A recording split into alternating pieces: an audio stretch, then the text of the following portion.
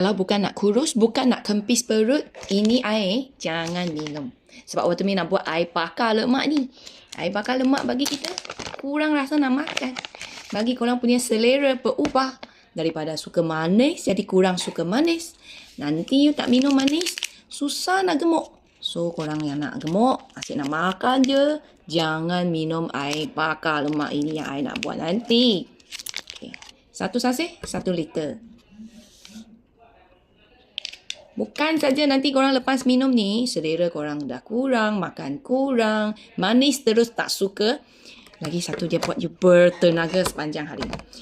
Lagi you kurang makan, manis tak makan, gula stable, hormon stable, badan bertenaga, asyik mau gerak sini sana.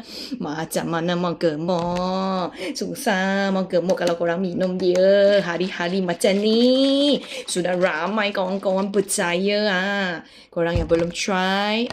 Tapi kalau bukan nak kurus, jangan minum. Kalau saya maulah. Saya tak nak hari-hari nak makan. Terutamanya craving manis. Saya tak nak setiap hari sakit badan penat. So, I minum setiap hari. 1 sasih. Macam ni buat 1 botol air begitu. 10 kalori saja. Best.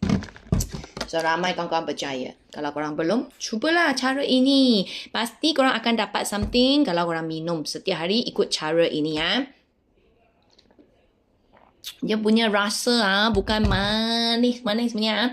Rasa ni pahit-pahit manja yang bagus bagi korang sekat rasa nak makan manis. So bila korang ada hasil macam ni, korang teruskan lagi. So nanti dia akan bagi korang kempis perut, turun berat badan. So korang yang ada senaman, semasa senaman kalau you pagi senaman, you minum ni lah, nanti korang akan rasa badan korang lagi bertenaga, tak penat cepat, senang lagi berpeluh, tak senang pamcit. Nanti korang tengok bakar kalori pun semakin je banyak.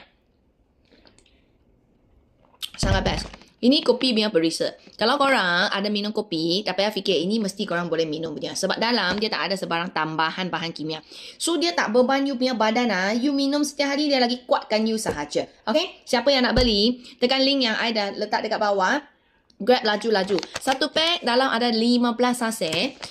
Murah je. Lagi dapat ini semua. Selamat, sihat lagi sedar pahit manja. So, orang dapatkan harga bukan 40, 50, 60. Bukan. Hanya 30 lebih. Sekarang ada flash sale. Cepat kita tekan link sekarang. Grab 1 pack. Try 15 hari. Ikut cara ini. Nanti korang akan rasa juga hasil yang best dekat korang punya badan.